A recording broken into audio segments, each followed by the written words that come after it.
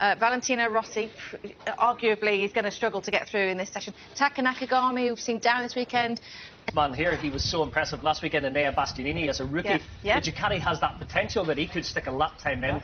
Jorge Master for him, so a lot of pressure. He didn't want to be in that position again this weekend, but that's how it's ended up for him.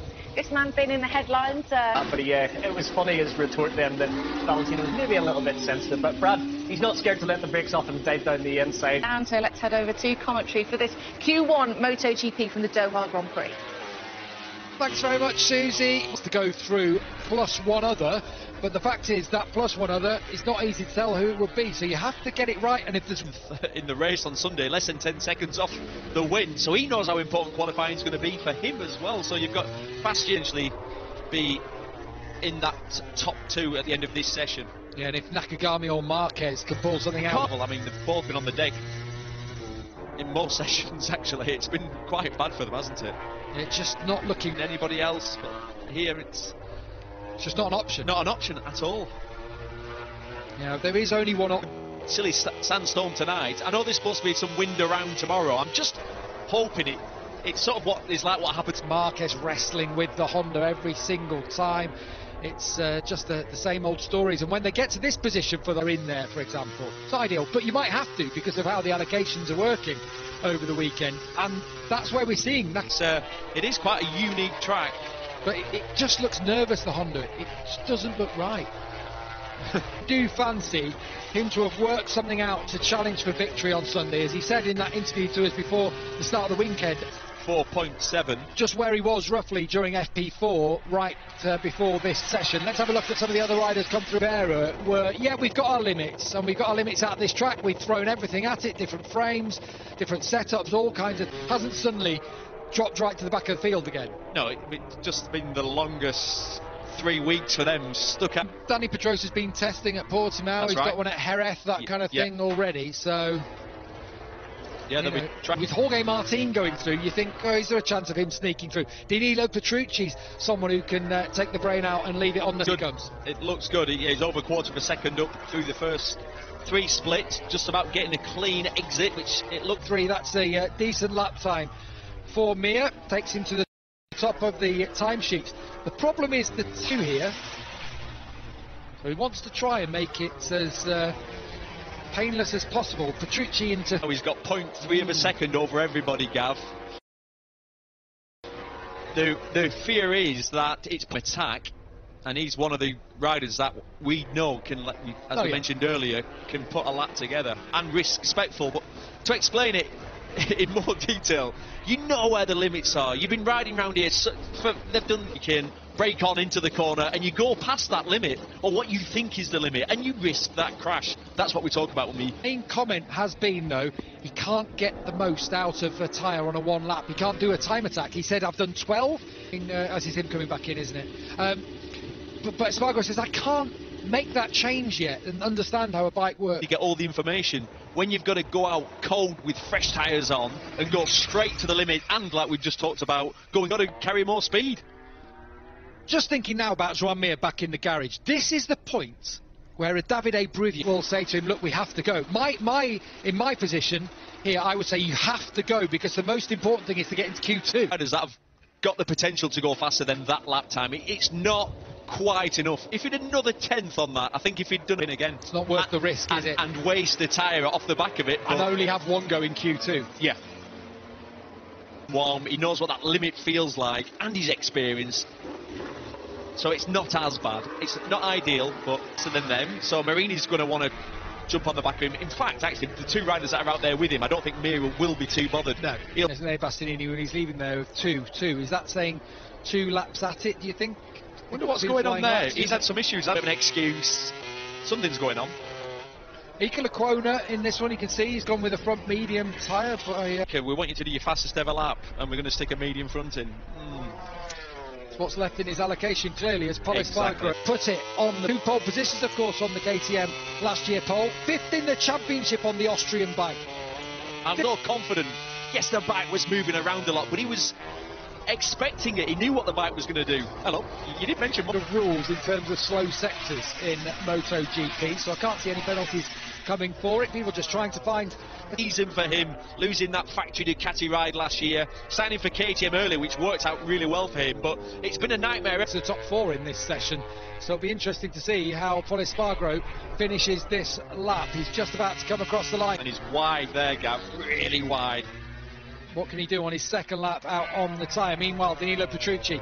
If Petrucci can get out of third gear this week. Petrucci currently in third place, but he goes ahead of his factory teammates. Binder hasn't clocked up the third sector here.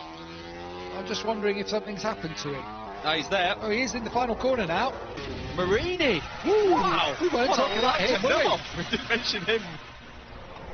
Tell you what, it was close. Back-to-back races in Losail, and Aleix Espargaro is under through the second sector. He drops back in sector 3, however. We can see all these red indicators. That means all the riders, how many are they? 5 riders they've gone through the first part of the track fast. Espargaro just misses out on Marini's time by 9,000ths of a second, but it looks like as the checker flag goes out, some of the names we mentioned, Luca Marini's on another fast lap, Taka Nakagami, Mir has to put this lap in. Yeah, Mir's on a great sector to go, the last sector. Yeah, and Oliveira is fast also. Perfect person to follow. He's the only riding indicators coming up. He's going to be 10th at best in this session. The quota improved. Nakagami up to 4th. Oliveira briefly top 54.2, and it's the 53.9, however, of Joan Mir that is going to seal a...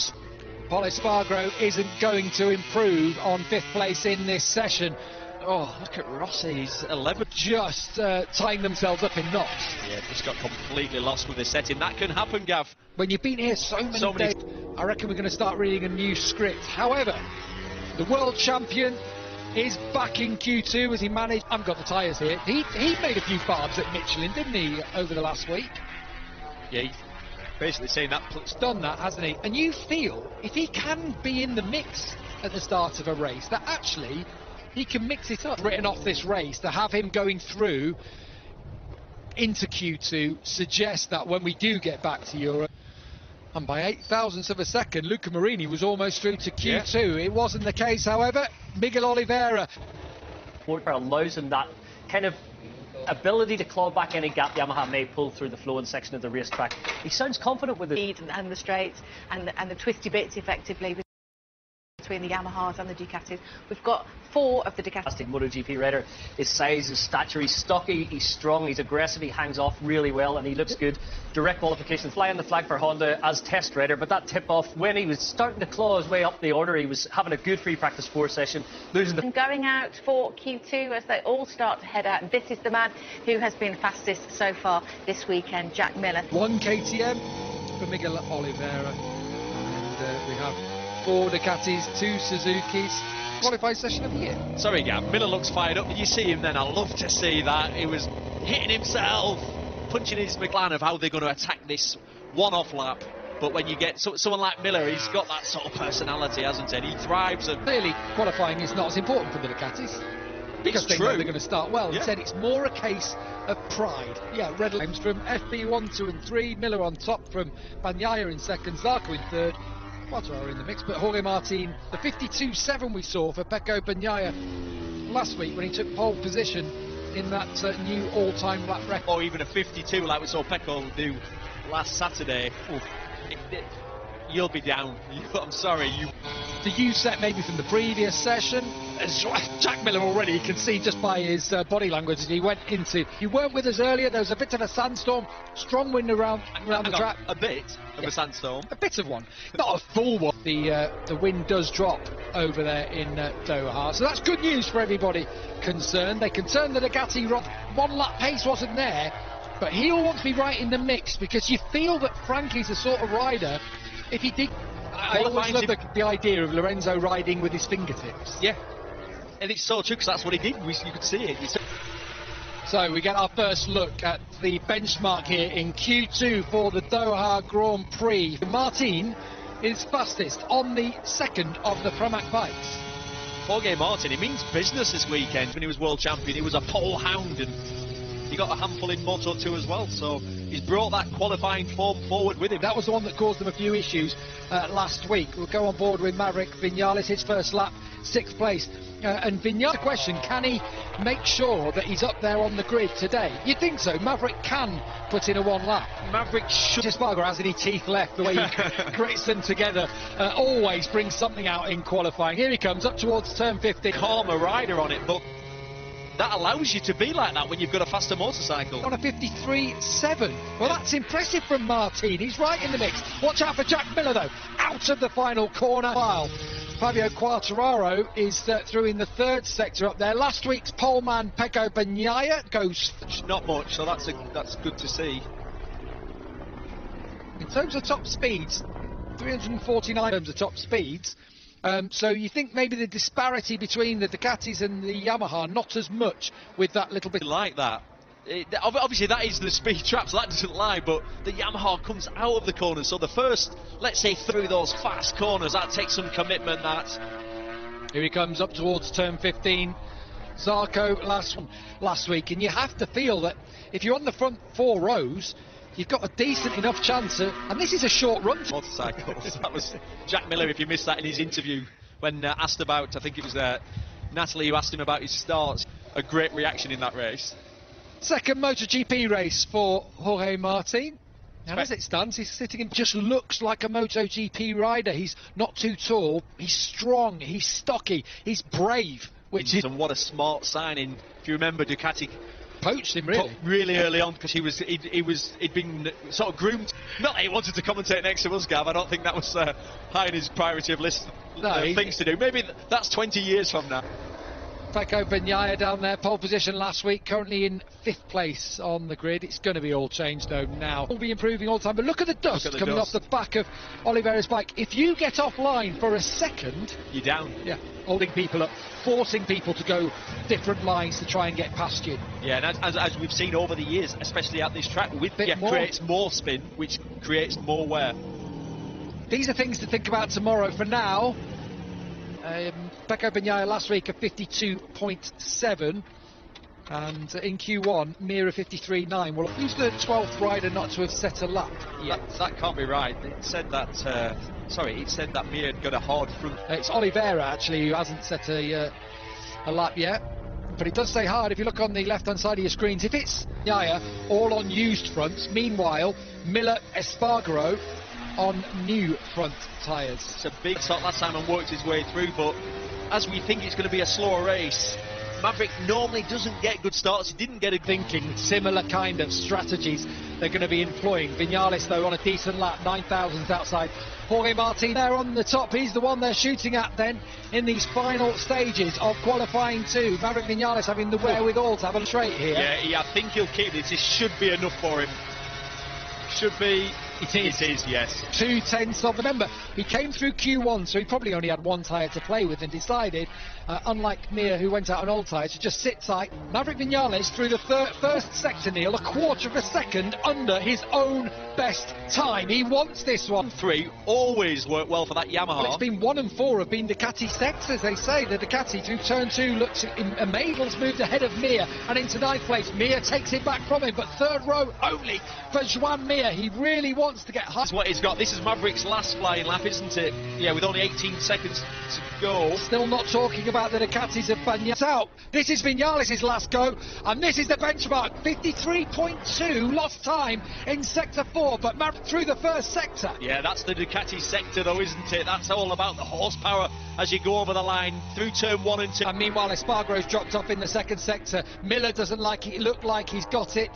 Bagnaia also a quarter of a second. 4 are the Ducati sectors. It's all about horsepower. He's at the last corner now.